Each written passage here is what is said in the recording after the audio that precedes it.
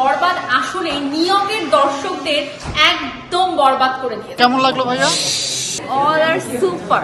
এই প্রথম সাকিব খানের এই বর্ণন ছবিটা আমরা প্লে করব। কোরিওগ্রাফিক্যাল ফাইটিং অনেক ভালো হয়েছে। কেমন লাগলো ভাইয়া? কেমন লাগলো ভাইয়া? কেমন লাগলো আপু? কেমন লেগেছে? কেমন লাগলো? কেমন লেগেছে ভাইয়া? জিল্লু মালদে কেমন লাগলো? কেমন লাগলো ভাইয়া? কোনো কথা হবে না।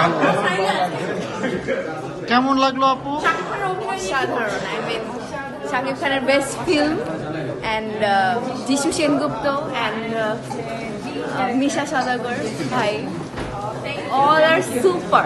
আমার অনেক ভালো লাগছে।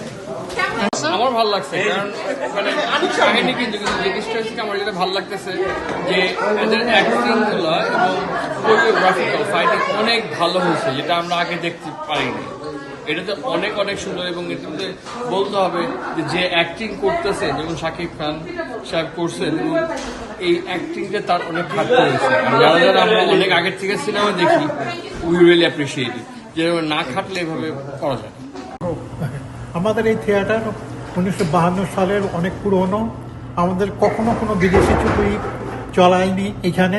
এই প্রথম সাকিব খানের এই বর্ণন ছবিটা আমরা প্লে করলাম এবং সব শহীদে সোল্ড আউট হচ্ছে। ধন্যবাদ। বরবাদ দেখবার পর এটাই মনে হয়েছে যে বরবাদ আসলে নিয়মের দর্শকদের একদম বরবাদ করে দিয়েছে।